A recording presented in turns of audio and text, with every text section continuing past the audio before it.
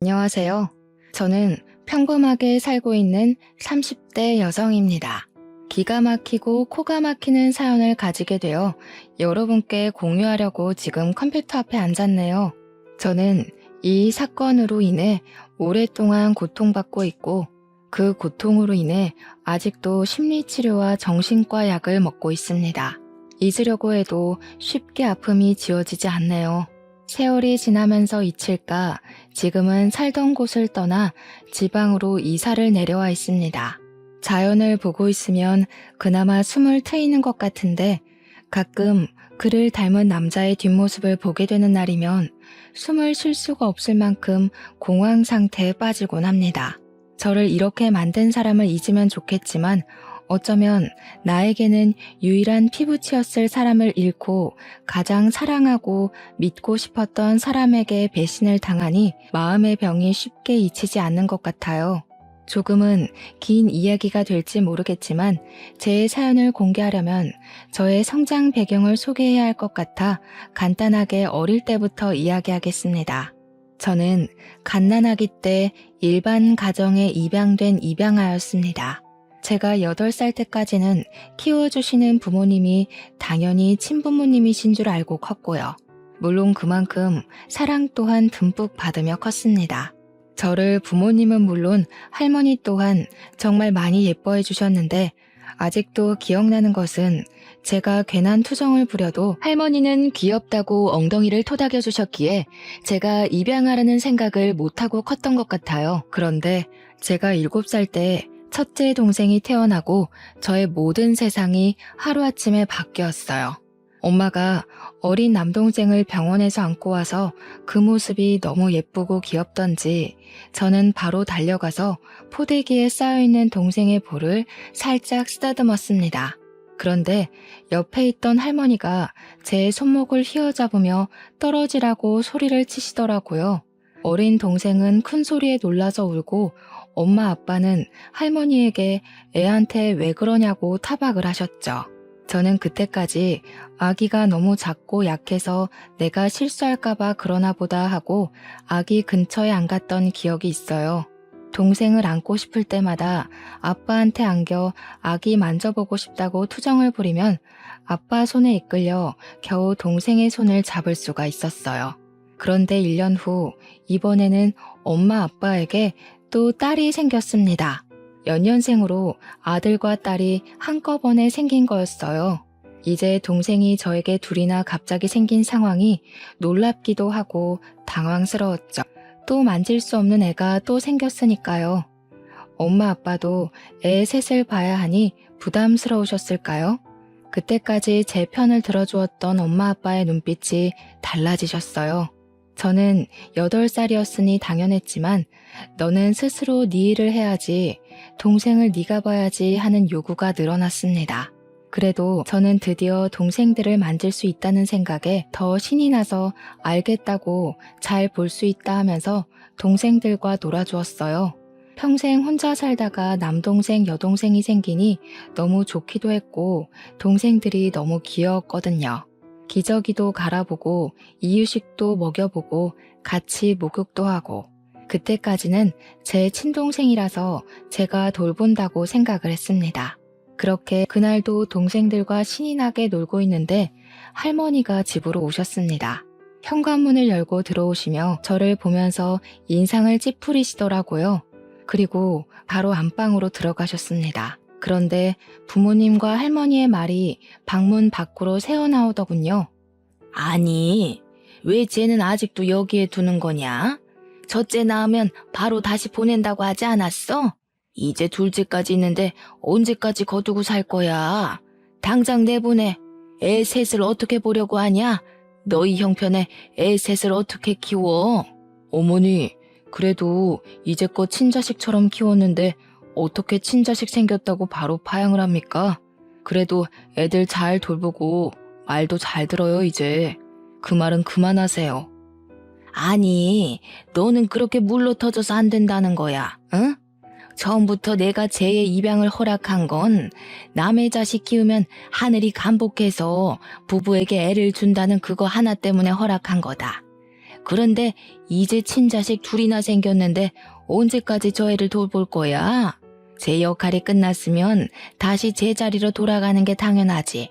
당장 돌려보내. 어머니, 제가 연년생을 한꺼번에 낳다 보니 애 둘을 한꺼번에 돌보기가 너무 힘들어요. 유라는 애들 돌보라고 시키면 되니까 그냥 두세요. 그럼 제 키우는 밥값은 하는 거 아니겠어요? 지금도 학교 다녀오면 애들 씻기고 밥 먹이고 하는 건 유라가 다 해요. 그냥 어린 보모 하나 둔다고 생각하세요. 저는 그 말을 듣고 제가 입양하라는 사실과 이 집에 아직도 남아있는 건 동생들을 돌보는 보모가 필요했기 때문이라는 것을 알게 되었습니다. 그리고 제 역할을 제대로 하지 못하면 이 집에서 쫓겨나야 한다는 사실도 알게 되었죠. 어떻게든 다시 이 집의 가족이 되려면 저는 착실히 제 역할에 충실을 해야 했습니다. 물론 엄마 아빠는 저를 보내기 싫어서 할머니를 달래려고 그런 말을 하실 수도 있었지만 어린 저는 그런 생각을 하지 못했죠. 저는 이곳에서 살기 위해 학교를 다녀오면 바로 애들을 돌봐야 했어요. 어차피 부모님이 맞벌이하니 동생을 돌보는 것은 당연했지만 제가 입양하라는 것을 몰랐을 때와 아이들의 돌보는 느낌은 천지 차이가 되어버렸죠. 그 전까지는 가족으로서 의무였다면 이제는 저에게 생존의 문제가 되어 있었으니까요. 동생이 열이라도 나는 날이면 저는 손발이 덜덜 떨려왔어요. 제가 잘못해서 동생이 아픈 건 아닌지, 아이를 잘 못 본다고 저를 쫓아내지는 않는지 온갖 걱정이 저를 휘감았죠. 그렇게 세월이 가고 제가 중학교 3학년 때 아빠가 갑작스러운 사고가 나시고 말았어요. 아빠가 일하시다 높은 곳에서 떨어지셨는데 엔지니어로 일을 하셨던 아빠는 회사를 더 이상 다닐 수가 없으셨어요. 어깨뼈가 심하게 다치시며 손을 높이 드실 수가 없게 되었거든요. 엄마 혼자 저희 식구들 모두 먹여 살려야 할 상황이 되자 가장 먼저 눈에 가시덩어리인 제가 눈에 밟히셨나 봐요. 할머니가 온 식구를 불러 모으셨어요. 사실 저는 할머니가 무슨 말을 꺼내실지 대충 감이 왔어요.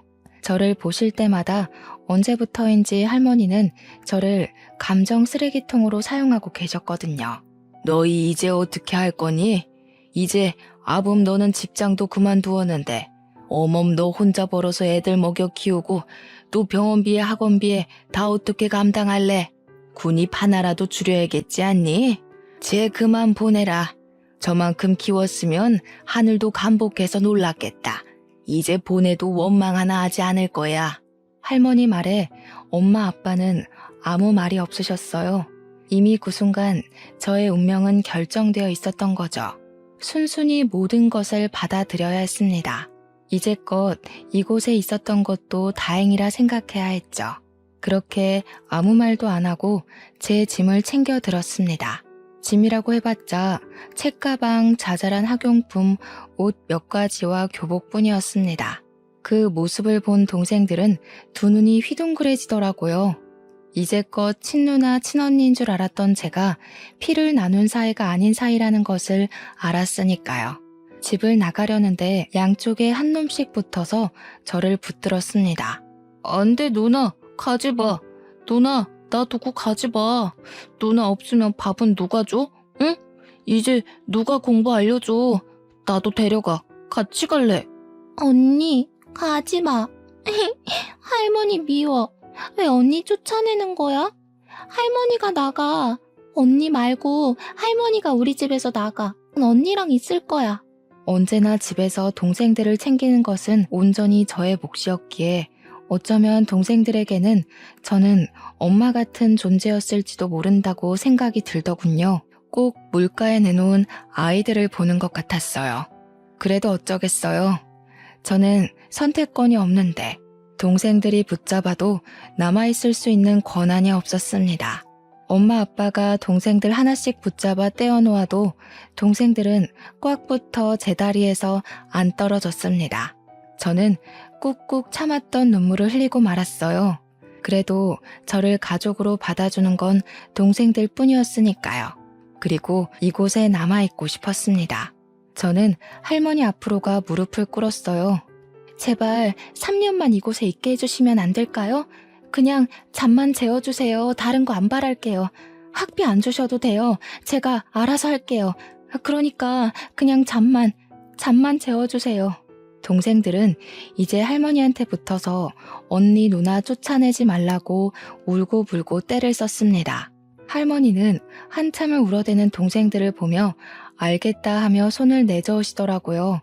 저는 그 모습을 보고 겨우 숨을 내뱉으며 안심을 했습니다. 모르는 곳에서 새로운 시작을 하는 것보다 그래도 이곳에 있는 것이 더 나았으니까요. 그리고 저는 누나가 이곳에 있으려면 동생들에게 이제 스스로 챙겨야 한다고 알려주어야 했습니다. 돌보는 게 아니라 교육을 하면서 아르바이트 자리를 알아봐야 했습니다. 학비를 벌기 위해서는 다른 선택이 없었습니다. 돈을 모아 알 수 없는 미래를 대비해야 했습니다. 일단 먹여주고 재워주는 것에 감사하면서 일하고 돌아와 저녁에는 동생들을 챙겼습니다. 아직은 동생들이 스스로 챙기는 것은 무리였던지 엄마는 처음에 제가 아르바이트에 늦으면 짜증을 자주 내셨어요.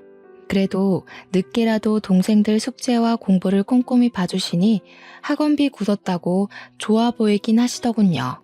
그렇게 3년을 보내고 저는 바로 대학 기숙사로 들어갔습니다. 그래도 저를 위해 아빠와 엄마가 등록금을 쥐어주셨습니다. 가끔은 들려서 밥을 먹고 가라고 말도 남기시면서요. 저는 두 분을 꽉 끌어안았어요.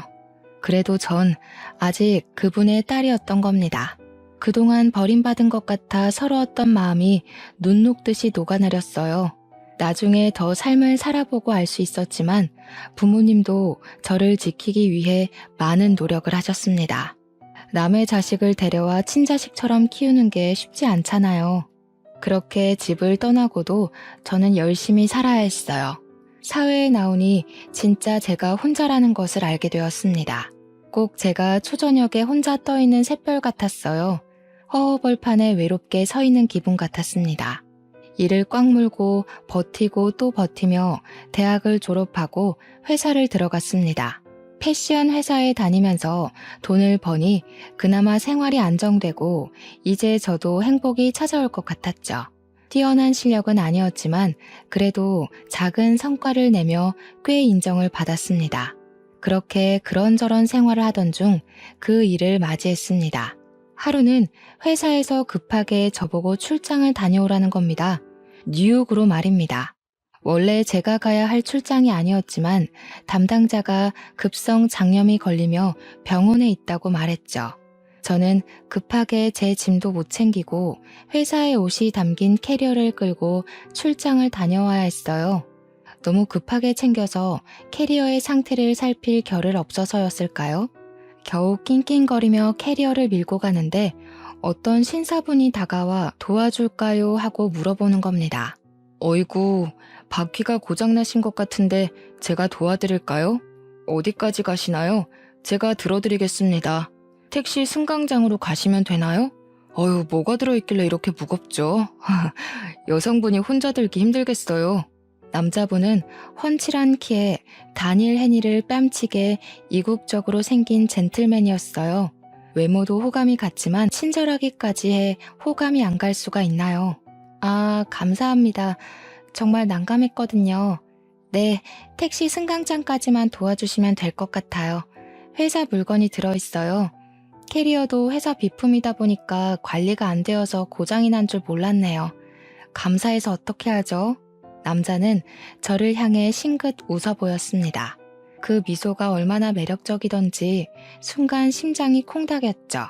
그랬군요. 저는 가방이 하도 크길래 이민 오시는 줄 알았어요. 회사 가방이셨군요. 이렇게 무거운데 여자 혼자 보내다니 너무하네요. 제가 아니었으면 큰일이었겠어요. 그는 택시 트렁크까지 가방을 친절하게 넣어주었습니다. 감사하다고 남자에게 인사를 남기고 택시를 타서도 택시 뒷창으로 그를 힐끔거리면서 쳐다봤어요. 괜히 연락처라도 물어볼 걸 하는 아쉬움도 남았어요. 그렇게 며칠을 지나지 않아 저는 다시 그 남자를 만났습니다. 그때 저는 회사 직원들과 회사 앞 카페에서 커피를 마시러 들렀을 때였습니다. 한참 커피를 주문하고 있는데 뒤에서 하는 소리에 돌아보니 바로 그 남자가 테이블에 앉아 있는 겁니다. 저는 너무 반가운 마음과 저를 한눈에 알아본 그를 보고 깜짝 놀랐죠. 그때는 정말 아주 잠깐이었으니까요. 저는 회사 직원들에게 먼저 가라고 하고 그에게 다가갔습니다. 어머, 이곳에서 다 뵙네요? 여기는 무슨 일 때문에 오신 거예요? 그때 도와주셔서 정말 감사해요. 덕분에 큰 문제 없이 다시 회사로 돌아왔습니다. 다행이네요. 안 그래도 그렇게 보내놓고 정말 걱정이 많았거든요. 그런데 이렇게 또 만난 거 보니 우리 혹시 운명인가요? 우연히 반복되면 운명이라고 하잖아요. 그는 그렇게 이야기하며 저를 보고 씩 웃는 겁니다. 정말 이국적으로 생긴 또렷한 이목구비가 제 눈에 한눈에 들어왔죠. 사람이 이렇게 잘생겨도 되는 건지 의심이 될 정도였어요. 그것도 그런데 저에게 우연히 반복되면 운명이라고 말을 하자 웃음이 나왔죠. 어머, 우연히 운명이 되려면 3번이 겹쳐야 한대요. 저희는 1번이 부족한 것 같은데요. 이거 어쩌죠? 아직 운명이 되지 못했네요. 제가 혹시 마음에 드세요? 그는 긴 목을 기다란 손가락으로 긁적이며 멋쩍게 웃더라고요. 아유, 전 그날 당신을 그렇게 보내서 너무 후회해서 방금 보고 너무 좋아했는데 저만 아쉬웠나 보네요. 겨우 생각한 말인데. 그럼 그 한 번의 우연은 제가 운명으로 만들 테니까 우리 만나볼래요? 바로 앞에 잘생긴 얼굴로 고개를 내밀며 바라보는 남자를 거절할 수가 없었어요. 일단 그는 너무 잘생겼고 젠틀한 매너를 가졌었으니까요. 우리는 그날 바로 연인이 되었습니다. 저 또한 혼자 오랫동안 홀로 지냈기에 누군가를 만나는 게 너무 설렜죠. 정말 그는 저를 아껴주고 사랑해주는 게 느껴졌어요. 만나면 그는 제 얼굴을 뚫어져라 쳐다보는 겁니다. 제가 얼굴에 뭐가 묻었냐고 물어보면 그는 웃으며 그냥 씩 미소를 짓더라고요. 그냥 얼굴만 봐도 좋다고요. 그때는 그의 말을 그냥 곧이곧대로 믿었던 것 같아요. 저를 너무 사랑해서 그렇게 본다고 말입니다. 그는 미국 교포 어머니와 미국인 아버지에서 태어난 혼혈이라고 하더군요. 그래서 그렇게 뚜렷한 이목구비를 가졌나 봐요. 바로 아래로 2살 어린 여동생이 있다고 말도 해주었어요. 아버지는 그가 15살 때 돌아가셨다고 했습니다. 저에 대해 물어봐서 제가 입양하라는 말을 해주었어요. 어릴 때 있었던 일을 말하면 그는 손을 꽉 잡아주면서 자기와 함께하면 절대 그런 일 다시 겪지 않을 거라고 하는 겁니다. 맞잡은 손이 얼마나 따뜻한지 저는 그의 말을 들으면서 제 마음의 응어리가 녹아내리는 것 같았어요. 이제 정말 인생을 함께할 사람을 만났다고 생각했죠. 이제 외롭지 않아도 된다고 생각했어요. 그렇게 그와 만난 지 3달쯤 되었을까요? 그가 저와 결혼하자고 말을 했습니다. 유라야, 우리 결혼할까? 이렇게 너의 얼굴 보고 있는 것도 너무 좋은데 너와 매일 함께 잠을 자고 아침에 일어나고 싶어. 나랑 결혼해 줄래? 전 그 사람 말에 아무 말도 못하고 입을 우물거렸죠. 그 사람을 사랑했지만 만난 지 3달도 안 되어 결혼을 하는 건 너무 이르다고 생각했죠. 그렇게 급한 문제가 아니라고 생각했습니다. 물론 그와 가족이 된다는 건 너무 설렜죠. 항상 진짜 가족을 가지고 싶었으니까요. 하지만 결혼하자는 그의 말에 괜히 고민이 되더군요. 우리 만난 지 3달밖에 안 됐는데 너무 이른 거 아닐까? 물론 나도 당신을 사랑하고 같이 있고 싶지만 그래도 결혼은 신중해야 하지 않을까? 시간을 두고 조금 더 생각해보자. 내가 너를 빨리 아내로 맞이하고 싶어서 그래.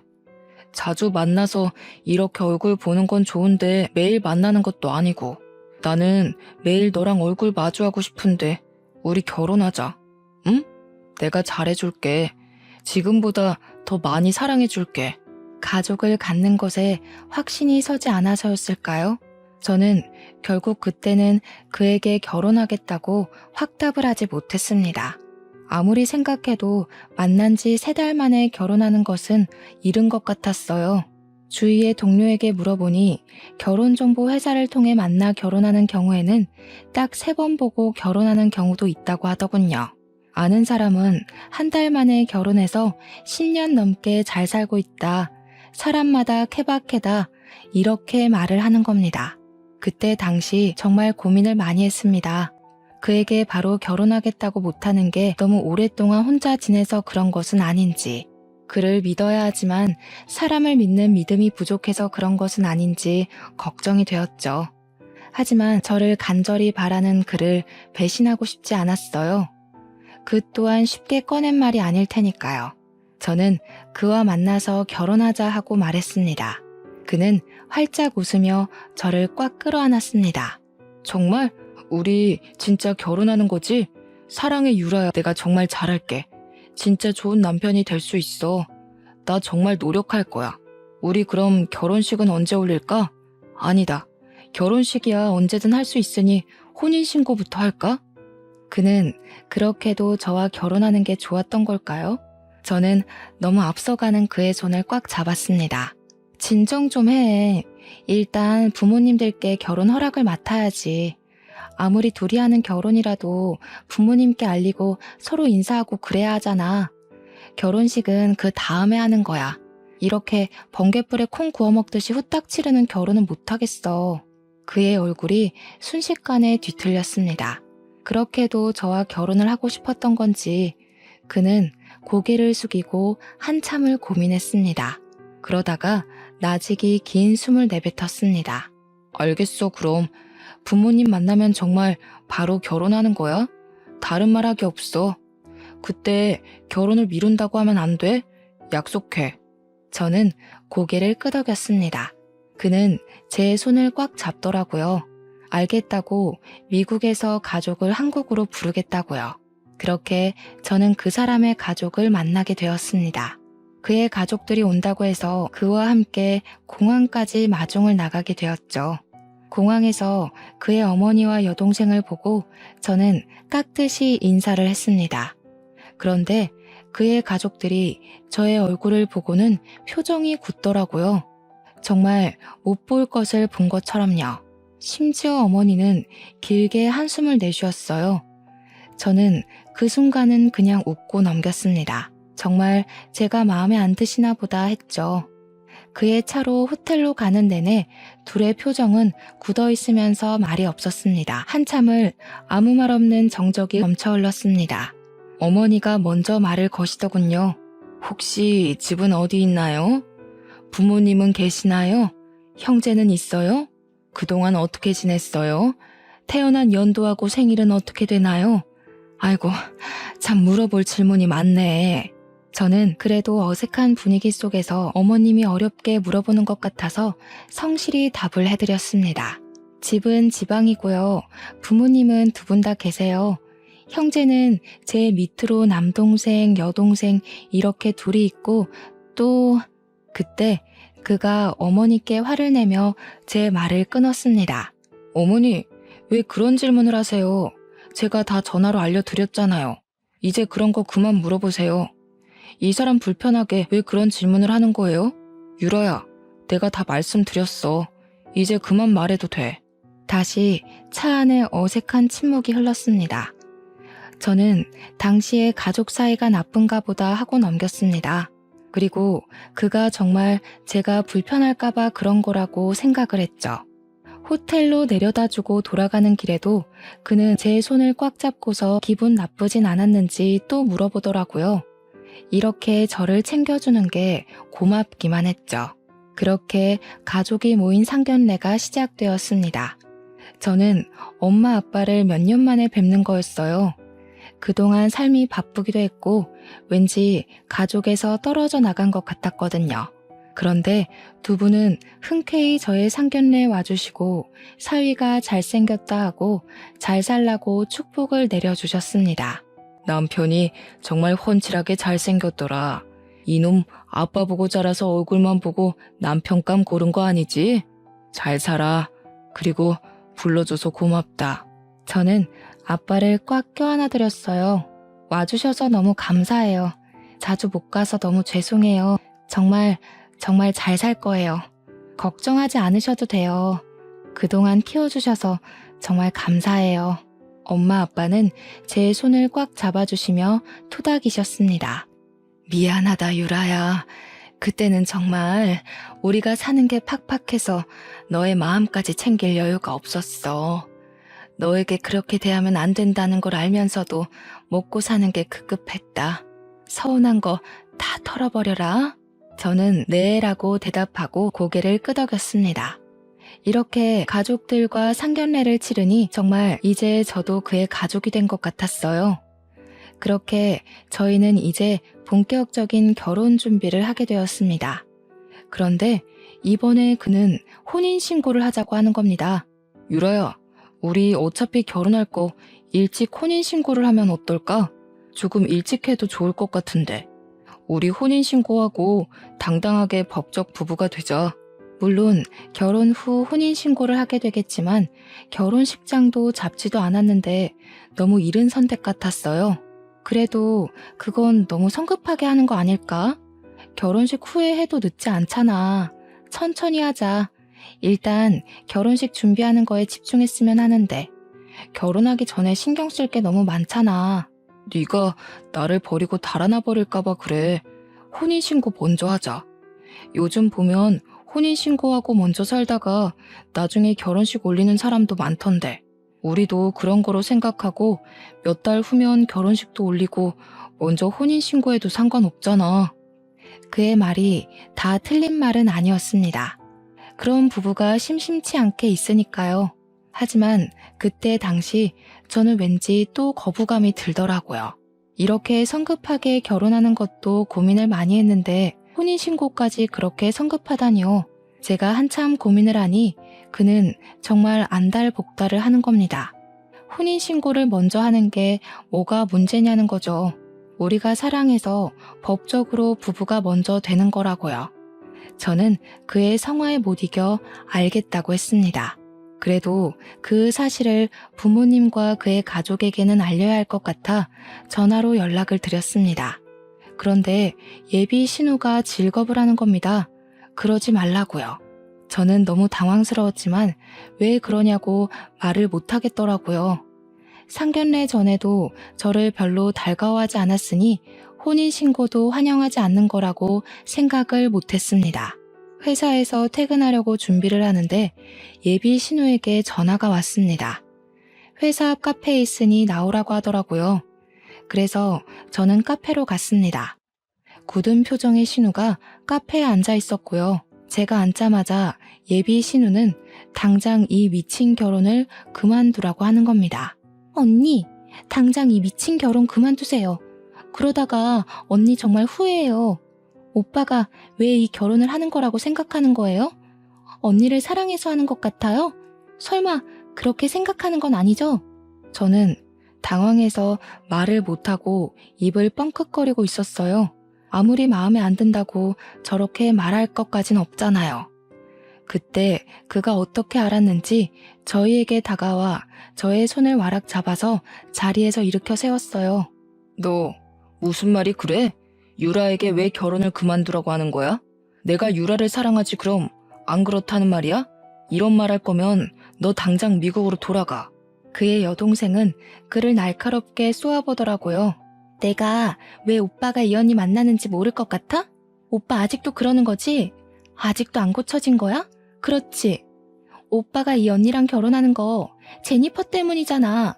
그의 손이 예비 신우의 뺨을 날카롭게 지나쳐 갔습니다.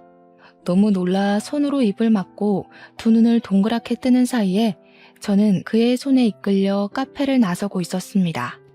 그에게 이끌려 차에 태워지면서 그에게 제니퍼에 관해 묻고 싶었지만 그의 얼굴을 보고 입을 다물었습니다. 당장이라도 폭발할 것처럼 시뻘개져 있었습니다. 그의 손에 이끌려간 곳은 그의 집이었어요. 만남이 짧아서인지 지금까지 사귀면서 그의 집은 처음 가봤어요. 이제 곧 있으면 이곳은 저희 신혼집이 될 곳이었죠. 그는 집에 오자마자 저를 와락 끌어안았습니다. 저를 품에 안고 온몸을 잘게 떨고 있었습니다. 미안. 난 정말 너를 놓치기 싫은데 이렇게 보기도 아까운데 우리 가족은 나의 결혼을 받아들이기 너무 싫은가 봐. 난 유라 너만 있으면 돼. 그럼 우리 가족도 버릴 수 있어. 내 옆에 있어 줄 거지? 저는 그의 등을 토닥였습니다. 저를 간절히 바라는 그의 마음을 잘 알 것 같았어요. 저도 그와 같은 마음이었으니까요. 세상 천지에 저에겐 그밖에 제 편이 없었으니까요. 알아. 나도 당신 마음 다 알아. 나도 당신만 있으면 될 것 같아. 그러니까 가족을 버린다고 하지 마. 혼자는 너무 외로워. 내가 직접 겪어봤잖아. 내일 당장 혼인신고하러 가자. 우리가 법적으로라도 이어져야 우리 가족이 더 이상 우리를 갈라놓지 못하지. 오늘은 이곳에서 자고 내일 아침에 바로 가서 혼인신고하자. 알겠어. 내일 당장 하자. 당신이 원하면 나도 좋아. 그러니까 이제 동생한테 손찌검하지 마. 나 아까 너무 무서웠어. 그는 저를 꽉 끌어안고 알겠다고 하더군요. 내일이면 그와 정말 부부가 된다고 생각하니 마음이 뭉클해지더군요. 그동안의 걱정이 참 무색해졌습니다. 그렇게 그의 집에 하루를 보내게 되고 이제 우리의 신혼집이 될 집을 구경하게 되었어요. 그렇게 안방의 옷장 문을 열었는데 하얀 웨딩드레스가 들어있었죠. 저는 정말 깜짝 놀랐어요. 순간 소름이 돋아 올랐던 것 같아요. 옷장에 있는 웨딩드레스라 참 기묘하게 다가오잖아요. 누가 옷장에 웨딩드레스가 있을 거라고 생각이나 했겠어요. 저는 드레스를 들고 가서 그의 앞에 내밀었어요. 이거 뭐야? 언제 이걸 준비한 거야? 혹시 내 거야? 이걸 왜 옷장에 넣어둔 거야? 혹시나 나를 위해 준비한 것인지 물어보고 싶었어요. 이곳에 있으니 당연히 제 것이라고 생각했으니까요. 그는 다가와서 저를 보며 싱긋 웃는 겁니다. 나의 신부를 위해 미리 준비했지. 너와 참 잘 어울릴 것 같아서. 입어볼래? 참 잘 어울릴 거야. 너를 생각하면서 고른 드레스니까. 저는 다시 드레스를 바라보았어요. 그런데 드레스가 유행이 지난 디자인이었습니다. 최신 유행하는 디자인은 아니었지만 그래도 저를 위해 준비했다고 하니 순간 설레더군요. 이렇게 드레스를 준비할 정도로 저와 결혼을 원했다고 생각을 했으니까요. 저는 드레스를 가지고 가서 입어보기로 했어요. 안방으로 들어가서 드레스를 입고 살짝 치마를 들었는데 치맛단 끝 속치마에 갈색 얼룩이 보이는 겁니다. 치마를 들여 안쪽을 보니 핏자국이 더 선명하게 보였어요. 오래되어 갈색으로 변색된 핏자국에 저는 온몸에 소름이 쫙 끼쳐서 서둘러 방문을 걸어 잠가 버렸습니다. 그가 문을 잠그는 소리를 들었는지 문고리를 쥐고 흔들면서 말했습니다. 제니퍼, 무슨 일이야? 무슨 일 있어? 문 좀 열어봐. 제니퍼, 왜 문을 잠근 거야? 문 열어. 왜 문을 잠근 거냐고. 그의 목소리가 선명하게 제 귓속으로 파고 들어왔습니다. 제니퍼라니. 그의 입에서 나오는 이름은 분명 제니퍼라는 이름이었어요. 저는 온몸에 닭살이 올라오자 문 옆에 서랍장을 밀어 문 앞에 가져다 놓았죠. 그리고 침대 위에 벗어놓은 제 옷에서 핸드폰을 꺼내 예비 신우에게 전화를 걸었어요. 그는 아직도 문 앞에서 문을 두드리며 제니퍼를 찾고 있었죠. 여보세요? 저예요. 지금 그의 집인데 그가 저를 제니퍼라고 불러요. 도대체 제니퍼가 누구죠? 지금 그를 피해 안방에 혼자 있어요. 예비 신우가 길게 숨을 내쉬더군요. 그리고 저에게 충격적인 이야기를 들려주었어요. 제니퍼는 오빠가 사랑한 첫사랑의 이름입니다. 둘은 8년을 사귀고 결혼을 약속한 사이였어요. 그런데 갑자기 죽어버려서 오빠가 아주 힘들어했어요. 당신하고 많이 닮았어요. 아니, 저도 처음 당신을 봤을 때는 당신이 혹시 제니퍼가 아닌가 착각을 했습니다. 그녀의 말에도 저는 이해가 가지 않았죠. 아무리 닮았다고 해도 사람을 착각한다는 게 말이 안 되잖아요. 아무리 닮아도 사람을 착각하다니 말이 안 되잖아요. 그리고 그 사람 집에 웨딩드레스가 있던데 혹시 이것도 제니퍼의 드레스인가요? 혹시 당신은 자신이 쌍둥이라는 것을 모르고 있었나요? 제니퍼는 자신이 아기 때 한국에서 입양이 되었다고 일란성 쌍둥이 동생이 한국에 남아있다고 항상 말했습니다. 혼자 미국으로 입양되었다고요. 언젠가 당신을 만나러 한국으로 가겠다고 말했었습니다. 저는 그때까지 저에게 쌍둥이 언니가 있다는 걸 모르고 살았습니다. 결국 그가 사랑한 건 제가 아닌 죽은 언니였던 거죠. 그때 그가 문을 밀어내고 방 안으로 들어왔습니다. 문고리가 이미 망가져 헐렁거리더군요. 그는 저를 보며 미소를 지었습니다. 저는 그를 피해 뒷걸음쳤습니다. 그는 제게 다가와 어깨를 꽉 잡더군요. 제니퍼, 돌아왔구나. 드디어 나에게 다시 돌아왔어. 얼마나 이 순간을 기다렸는지 알아? 그때 정말 미안했어. 혹시 많이 아팠어? 너를 아프게 하고 싶지 않았는데 용서해 줄 거지? 이미 그의 눈에는 저는 없었어요. 그의 앞에서 있는 것은 제니퍼인 저의 언니였습니다. 저를 껴안는 그를 밀쳤습니다. 나는 제니퍼가 아니야. 제대로 봐. 난 김유라라고. 당신이 말하는 제니퍼는 이미 죽었어. 이제껏 나를 사랑한 게 아니라 언니를 사랑해서 나를 좋아한 거야? 어떻게 이럴 수가 있어? 순간 그의 얼굴이 뒤틀렸습니다. 그러더니 제 발밑에 무릎을 꿇으며 손을 싹싹 비는 겁니다. 아니야, 미안해 유라야. 내가 잠깐 정신이 나갔나 봐. 내가 사랑하는 건 네가 맞아. 착각하지 않았어, 정말이야. 내가 너를 얼마나 원하는데. 저는 그 순간 그에게 벗어나야겠다고 생각하고 밖으로 뛰쳐나갔습니다. 그는 뒤에서 저를 확 잡으면서 놓지를 않더라고요. 그리고 그대로 포개져 바닥으로 꼬꾸라져 쓰러졌습니다. 그는 저를 위에서 짓누르며 얼굴을 바짝 들이밀었습니다. 나에게서 도망 못 가. 왜 나를 벗어나려고 하는 거야? 내가 너를 얼마나 사랑하는데. 너도 제니퍼도 왜 날 도망가려고 하는 거야? 내가 얼마나 사랑해줬는데. 미쳤어. 너는 미쳤어. 이게 사랑이야? 이건 사랑이 아니야. 집착이지. 언니를 도대체 어떻게 한 거야? 이 드레스는 도대체 뭐냐고. 그는 저의 어깨를 강하게 짓누르며 저의 귀에 작게 속삭였습니다. 나랑 결혼하기 싫다고 해서 영원한 나의 신부로 만들었지. 이제 네 차례야. 유라야, 나를 벗어날 생각하지 마. 저는 두 눈을 날카롭게 뜬 그를 보며 온몸을 벌벌 떨어야 했습니다. 그의 손은 목을 틀어쥐고 있었습니다.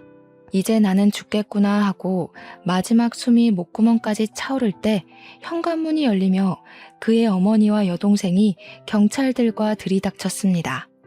경찰들은 제 위에 있는 그 사람을 끌어냈습니다. 결국 그는 현행범으로 바로 경찰서로 끌려갔습니다. 저는 그곳에서 그의 여동생에게 그 전에 언니에게 있었던 일을 모두 들을 수가 있었습니다. 언니와 그는 고등학교에서 만난 사이였다고 합니다. 고등학교 때까지 8년간 사귀었던 두 사람은 각자 다른 대학을 다녔던 몇 년을 제외하고 거의 곁에 붙어 있었다고 합니다. 문제는 대학 졸업 후 그와 다시 만난 후부터 있었다고 합니다. 언니는 사교성이 뛰어나 주위에 사람이 넘쳐났다고 합니다. 그는 그것을 항상 못마땅하게 생각했나 봐요. 언니에게 사람들 가려서 만나라 잔소리를 하면 언니는 그것을 자신을 통제한다고 생각한 거죠. 언니가 그의 뜻대로 움직이지 않을 때마다 그의 불만은 점점 커졌나 봐요. 둘 사이가 어긋날 때마다 그의 집착은 점점 커지고 이제 병적으로 언니를 간섭하고 통제를 하기 시작했답니다. 참다 못한 언니는 그에게 결국 이별을 고했습니다. 언니와 이별을 받아들이지 못한 그는 결국 하지 말아야 했을 선택을 했습니다. 언니에게 수면제를 먹여 납치하고 드레스까지 곱게 입히고 둘만의 결혼식을 준비했다네요. 동생은 이미 그때부터 정신적으로 문제가 있지 않았을까 생각한다고 말을 하더군요. 잠에서 깨어난 언니는 자신의 모습에 소름 끼쳐하며 그와 크게 싸웠나 봐요. 그리고 집 밖으로 달아나는 언니를 차로 쫓아간 그는 언니를 차로 치워버렸습니다. 언니는 쇼크로 그 자리에서 기절하게 되었고 그는 놀라서 언니를 차에 태워 병원으로 이동했지만 갈비뼈가 부러져 폐를 깊게 찌르는 바람에 언니는 결국 사망에 이르렀다고 합니다. 언니의 장례를 치르고 그는 사랑하는 사람을 죽였다는 죄책감과 집착 대상이 사라지며 심한 정신착란을 일으켰다는군요.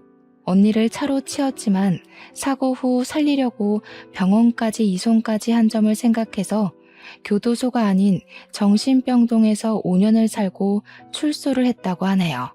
그리고 그는 치료 후 평범하게 일상으로 돌아와 한국으로 출장차 왔다가 우연히 저를 발견했다고 합니다. 언니랑 똑같이 생긴 저를 보고 제니퍼가 살아왔다고 전화를 했더랍니다.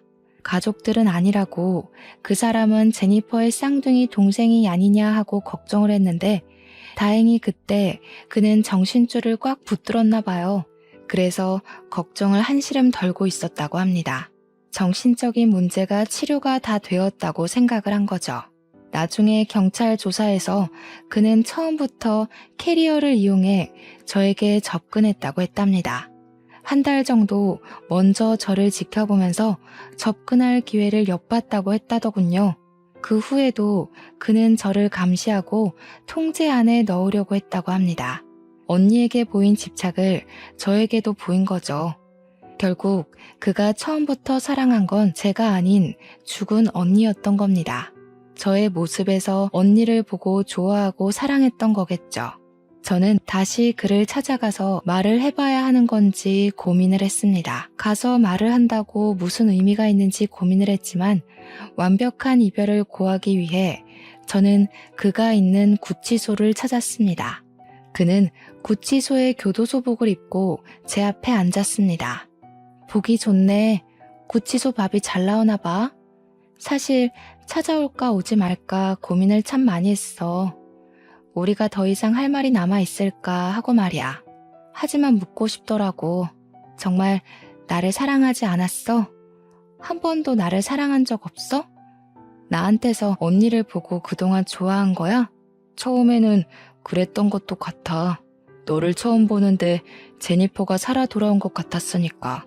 보면 볼수록 그녀가 떠올랐어. 그리고 너를 만나면서 너희는 결국 다른 사람이라고 생각했어. 좋아하는 거 싫어하는 게 너무 다르더라. 그리고 너의 모습이 더 좋았어. 제니퍼는 항상 강하고 당당하고 사람 좋아했지만 너는 반대니까 오히려 나랑 더 맞는다고 생각했어. 오히려 제니퍼가 나를 너에게 보내주지 않았나 생각했어. 확실한 건 마지막은 너를 사랑했다는 거야. 그의 마음에 움찔거렸습니다. 마지막은 저를 사랑했다는 그의 말을 믿고 싶었을까요? 저는 두 손을 꽉 쥐고 마지막을 고했습니다. 그랬구나. 그래도 사랑했다니 나도 그 사랑에 답을 해줘야겠네. 우리는 여기서 이제 헤어지는 거야. 시작했으니 끝도 있어야지. 다시는 우리 마주치지 말자. 다시는 서로를 만나도 모르는 사람인 거야. 우연히 만나도 우리는 운명이 아닌 거야. 고개를 숙이고 울먹이는 그를 두고 자리에서 일어났습니다. 나중에 들은 말은 다시 정신착란 현상을 일으켜 정신감호소로 이송되었다더군요. 저 또한 공황장애가 찾아와 정신과 치료와 약을 먹게 되었죠. 그리고 언젠가 한 번도 본 적이 없는 저를 닮았다는 언니가 묻혀있는 미국으로 가서 그녀를 만나고 싶네요.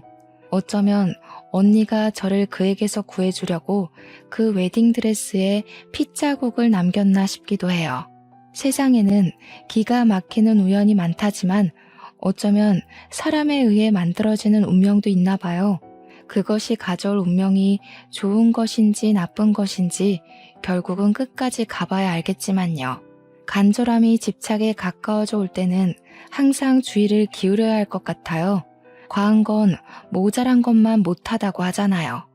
여러분도 자신이 사랑하는 사람이 어떤 사랑을 바라는지 한 번쯤은 눈여겨보셨으면 좋겠네요.